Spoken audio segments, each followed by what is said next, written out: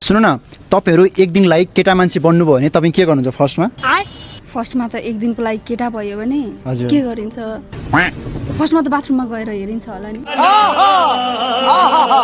फर्स्टमा त बाथरुममा गएर हेरिन्छ होला नि कसरी भयो के भयो ए भगवान भनेर हेरिन्छ होला के भयो कसरी भयो कसरी हैन भयो अम्मा यो के आयो अम्मा यो के आयो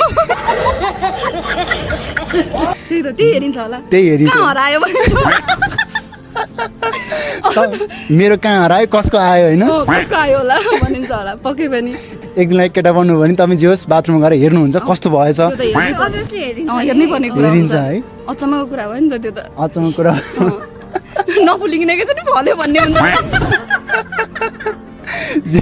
जे भए पनि आश्चर्य लाग्यो नि त हैन अब म पनि भोलि बिहान टक्क उठिँदै केटी भयो भने त ओइ मेरो कहाँ हरायो भन्ने त हुन्छ नि त हैन हुन्छ अनि तपाई एक दिनलाई केटा बन्नु भने के गर्नुहुन्छ म एकजना मेरो राम्री साथी छ उसँग डेटिङ जान्थे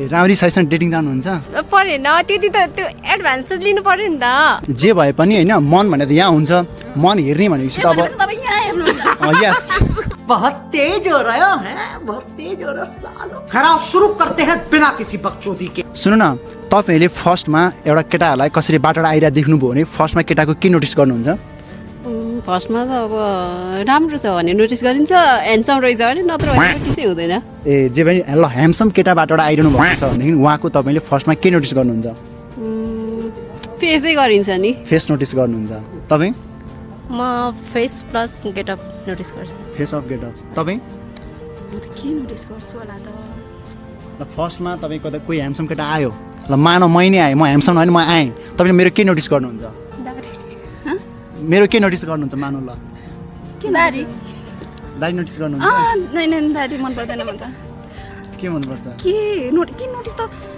अभियसली अनुहारै गरिन्छ होला अनुहार notice अनुहारै गरिन्छ अनि सेकेन्डमा के नोटिस गर्नुहुन्छ ल अनुहार हेर्नुभयो ल ह्यान्डसम लाग्यो होइन त्यसपछि के नोटिस गर्नुहुन्छ त्यस पछाडि तपाईँले कस्तो गेटअप गर्नुभएको छ त्यही हेरिन्छ होला नि त्यही हेर्नुहुन्छ होइन ओके ल अनि त्यसपछि हामी केटाहरूले चाहिँ केटीहरूको के नोटिस गर्छ होला जस्तो लाग्छ तपाईँलाई राम्री भयो अनुहार ल अनुहार केटा मान्छेहरूले त अगाडिदेखि यसो आउँदा आउँदै नि वाउ भनेर अनुहारतिर होइन कता कतातिर आँखा लाउँछ पछाडि हिँड्दा यसो यसो हिँड्दा पनि पछाडिदेखि वाउ वाउ पछाडिदेखि चाहिँ के वाउ लागेको हो के अचम्म लाग्छ क्या आम्मा भनिरहेको हुन्छ खै के हेर्छ हामीलाई पनि तिनीहरूको अब माइन्ड रिड त गर्न सकिँदैन जे पनि तपाईँलाई चाहिँ के हेरे हुन्छ जस्तो लाग्छ होला कि गेस गर्नु पऱ्यो कि तपाईँको शरीरमा के छ त्यस्तो तपाईँलाई केटाले नोटिस गर्ने अब त्यस्तो अब नोटिस गर्नु त आफूलाई त सबै राम्रो लाग्छ उनीहरूलाई के राम्रो लाग्छ त्यो थाहा नै हुँदैन के राम्रो लाग्छ भनेर हो कि बा के चाहिँ अचम्मको देखेर हो कि अचम्मको त केही झुन्डाएर हिँडेको छैन सबैमा हुने चिज हुन्छ होइन तर पनि अचम्म त्यो हुन्छ नि केही झुन्डिए जस्तो केही अचम्मको कुरा देखे जस्तो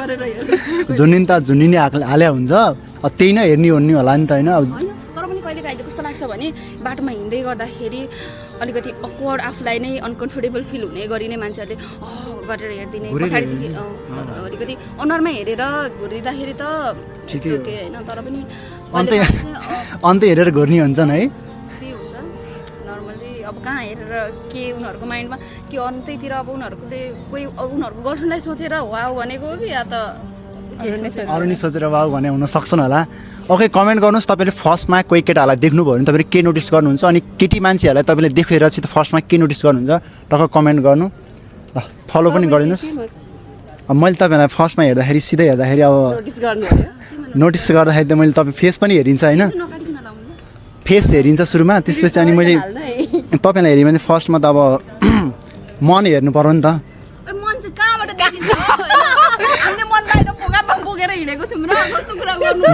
मतलब मन भने यहाँ हुन्छ नि बाहिरी मन हेरिन्छ भन्नु खोजेँ कि बाहिरी मन हेरिन्छ बाहिरी त हाम्रो मनै छैन भित्र छ मन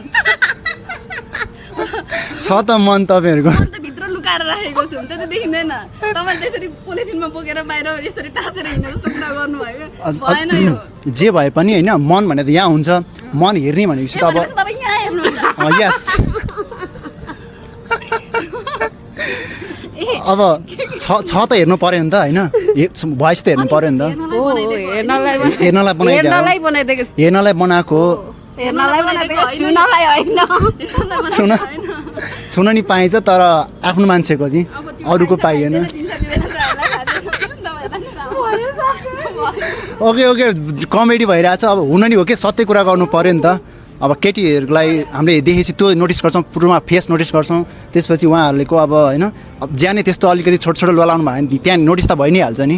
ओके, लाइक गर्नुहोस्, फलो गर्नुहोस्, कमेन्ट गर्नुहोस्। मलाई चाहिँ सधैँ केटा मान्छे बन्न मन छ। बन्ने हो, फ्रिडम हुन्छ केटाहरूको। हामी जस्तो त्यो क्राइटेरिया हुँदैन, यतात्यता हुँदैन। फ्रिडम चाहिँ हुन्छ केटा मान्छे।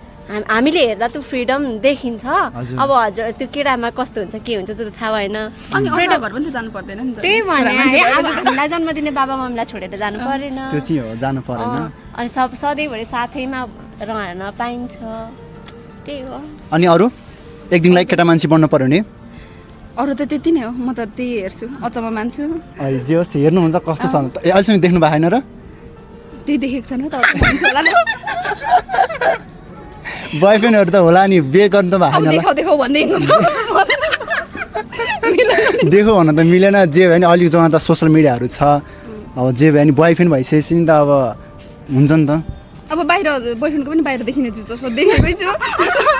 नदेखिने चिज देखेको छु। अब सोसियल मिडियामा पनि त बाहिर देखिने चिज मात्रै देखाउँछ, भित्र नदेखिने चिज त के हुन्छ। जे भयो नि हेर्ने ठाउँमा गयो भने देखिन्छ। तैपनि केही छैन, तपाईँ फर्स्ट दिन केटा मान्छे बन्नु भयो भने तपाईँ बाथरुममा गएर हेर्नुहुन्छ होइन। अभियसली तपाईँ चाहिँ आफ्नो मिल्ने साथीसँग बेस्ट फ्रेन्डसँग चाहिँ डेटिङ जानुहुन्छ। ओके साथी, तपाईँले कमेन्ट गर्न सक्नुहुन्छ। तपाईँ चाहिँ फर्स्ट दिन एक दिनलाई केटा मान्छे बन्नुभयो भने कस्तो बन्नुहुन्छ, के गर्नुहुन्छ, कस्तो भन्नुहुन्छ? के गर्नुहुन्छ होइन।